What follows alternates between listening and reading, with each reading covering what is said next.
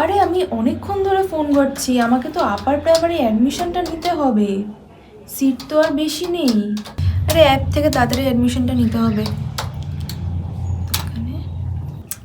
এই তুই আজকে অ্যাডমিশন নিচ্ছিস? হ্যাঁ, এই তো জাস্ট পেমেন্ট করবো আর হয়ে যাবে। আরে না না না, বাই করিস না। কেন? তুই দেখ, তোর তো আর্টস ব্যাকগ্রাউন্ড, তুই সায়েন্সটা কেন পারচেস করতে যাচ্ছিস?